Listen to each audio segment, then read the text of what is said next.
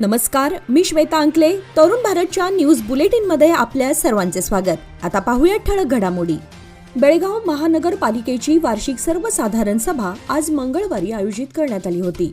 यावेळची सर्वसाधारण सभा वादळी ठरली.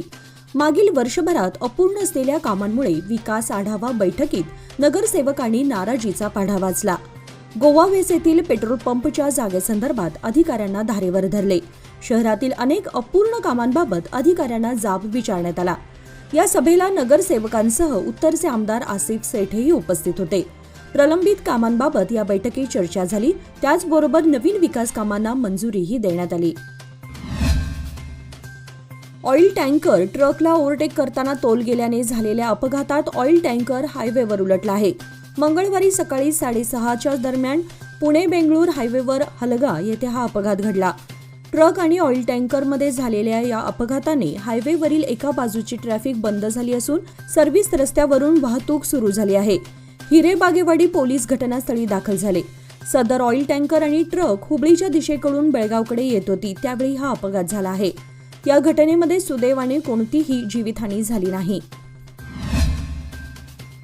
विविध क्षेत्रातील भ्रष्टाचार निर्मूलनासाठी कायदेविषयक जनजागृती आवश्यक आहे. भ्रष्टाचाराविरोधात गुन्हा दाखल झाला असला तरी न्याय मिळण्यास व दोषींना शिक्षा होण्यास विलंब होतो. त्यामुळे भ्रष्टाचार वाढलेला आहे, असे जिल्हाधिकारी मोहम्मद रोशन यांनी सांगितले. जिल्हा विधी सेवा प्राधिकरण, जिल्हा प्रशासन, जिल्हा पंचायत, पोलीस विभाग आणि कर्नाटक लोकायुक्त बेळगाव यांच्या संयुक्त विद्यमाने आज मंगळवारी जिल्हा पंचायत सभागृहात भ्रष्टाचार निर्मूलन जनजागृती सप्ताह कार्यक्रमात ते बोलत होते. आता 70 वर्षे आणि त्याहून अधिक वयाच्या सर्व लोकांना आयुष्मान भारत योजनेचा लाभ मिळणार आहे. पंतप्रधान नरेंद्र मोदी यांनी आज त्याची सुरुवात केली. या योजनेअंतर्गत दरवर्षी 5 लाख रुपयांपर्यंतचे मोफत उपचार दिले जाऊ शकतात. या योजनेमध्ये मोफत उपचारासाठी कोणत्याही अटी असणार नाहीत. उत्पन्न, पेन्शन, बँक बॅलन्स, जमीन किंवा जुनाट आजार या आधारावर कोणत्याही वृद्ध व्यक्तीला या योजनेच्या कक्षेतून वगळले जाणार नाही. देशातील 70 वर्षांवरील सुमारे 6 कोटी लोकांना याचा फायदा होणार आहे. लाचलुचपत प्रतिबंधक व बेळगाव पोलीस आयुक्त यांनी मंगळवारी पोलीस अधिकारी व अंमलदारांना भ्रष्टाचार निर्मूलनाची शपथ देत दक्षता जनजागृती सप्ताहाचा प्रारंभ केला. यावेळी त्यांनी पोलीस आयुक्त याडा मार्टिन यांनी दिलेल्या संदेशाचे वाचन केले. राज्यात 2001 पासून दक्षता जनजागृती सप्ताह आयोजित केला जात आहे. त्यानुसार 29 ऑक्टोबर ते 5 नोव्हेंबर 2024 या कालावधीमध्ये भ्रष्टाचाराला नाही म्हणा, राष्ट्रासाठी वचनबद्ध व्हा ही संकल्पना घेऊन दक्षता जनजागृती सप्ताहाचे आयोजन नवी दिल्लीतर्फे सूचना देण्यात आल्या आहेत. त्यानुसार दक्षता सप्ताहानिमित्त बेळगाव परिक्षेत्रात विविध कार्यक्रमांचे आयोजन करण्यात आले आहे. अधिकारी आणि कर्मचाऱ्यांविरुद्ध भ्रष्टाचारासंबंधी तक्रारी असल्यास नागरिकांनी लाचलुचपत प्रतिबंधक विभाग संपर्क साधावा, असे आवाहन यावेळी करण्यात आले. बेळगाव महापालिकेची सर्वसाधारण बैठक आज मंगळवारी आयोजित करण्यात आली होती. या बैठकीतील विषय अजेंडा मराठी नगरसेवकांना मराठीतूनच देण्यात आले होते, पण त्या विषय अजेंडामध्ये अक्षम्य चुका झाल्या आहेत. या चुका कुणी केल्यात हाच आता संशोधनाचा विषय बनलाय.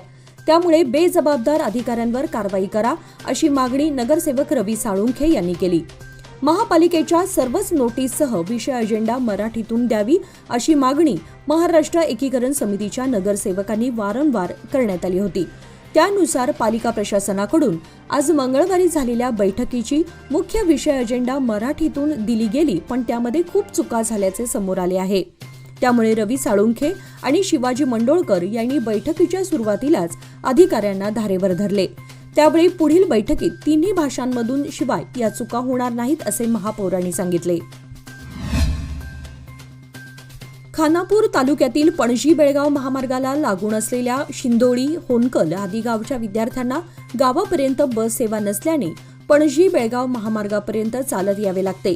मात्र रामनगर, लोंढा, गुंजी आदी बसेस वेळेत धावत नाहीत. त्यामुळे विद्यार्थ्यांना खानापूरला जाऊन पोहोचायला उशीर होतो. त्यामुळे त्यांचा पहिला तास चुकतो व शैक्षणिक नुकसान होते. मंगळवारी खानापूर तालुका काँग्रेस अध्यक्ष ॲडव्होकेट ईश्वर घाडी हे तालुक्याच्या दौऱ्यावर गेले असता पणजी बेळगाव महामार्गावरील शिंदोळी क्रॉसवर शालेय विद्यार्थ्यांनी आपली समस्या सांगितली. लागलीच ॲडव्होकेट ईश्वर घाडी यांनी खानापूर डेपो मॅनेजरशी संपर्क साधून बसेस शाळेच्या वेळेत सोडून क्रॉसवर थांबलेल्या विद्यार्थ्यांना वेळेत घेऊन जाण्याची सूचना केली. यापुढे असा प्रकार घडला तर रास्ता रोकोचा इशारा त्यांना देण्यात आलाय.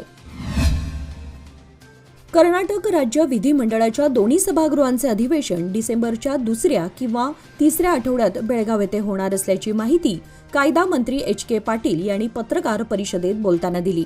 मुख्यमंत्री सिद्धरामय्या यांच्या अध्यक्षतेखाली झालेल्या मंत्रिमंडळ बैठकीनंतर ते बोलत होते.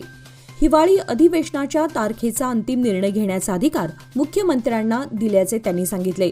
विधिमंडळाचे अधिवेशन 9 ते 20 डिसेंबर असे 11 दिवस चालवण्याबाबतही विधिमंडळाने चर्चा केली असून तारखेचा निर्णय मुख्यमंत्र्यांवर सोडण्याचा निर्णय घेण्यात आलाय असे त्यांनी यावेळी स्पष्ट केले. बेळगाव जिल्ह्यातील संकेश्वर शहराच्या मुख्य बाजारपेठेत दुचाकीवरून येऊन महिलांवर पाळत ठेवून त्यांच्या गळ्यातील सोन्याचे दागिने चोरण्याच्या घटनांमध्ये सातत्याने वाढ होत आहे.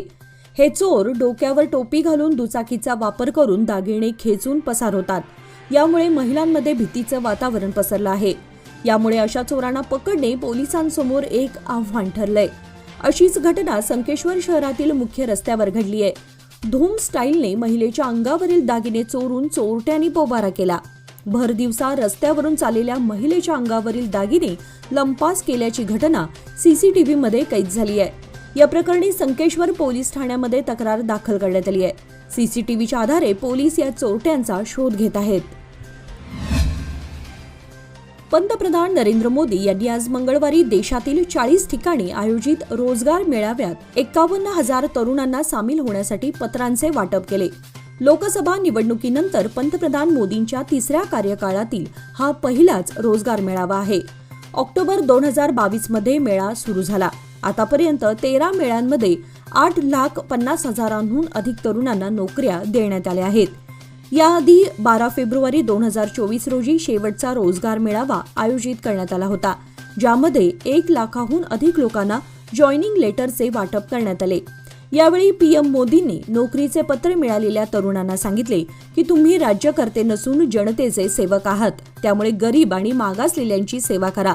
तरुणांसाठी नवनवीन संधी निर्माण होत आहेत असे त्यांनी सांगितले.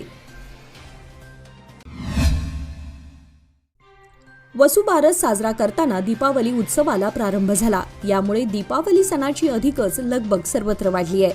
खरेदीसाठी ग्राहकांची एकच धांदल उडाली असून निपाणी शहरामध्ये मुख्य बाजारपेठांसह मुख्य रस्ते गर्दीने फुलून जाताना दिसत आहेत. दुकानांमध्ये वाढती गर्दी पाहून नियोजन करताना दुकानदारांची तारंबळ उडत आहे. दीपावली पाडव्याला मुहूर्ताची खरेदी करताना गडबड होऊ नये यासाठी बुकिंग करिता देखील ग्राहकांची लगबग दिसून येत आहे. घरात उपयोगी वस्तू, सोने चांदी दुकानात गर्दी दिसून येत आहे.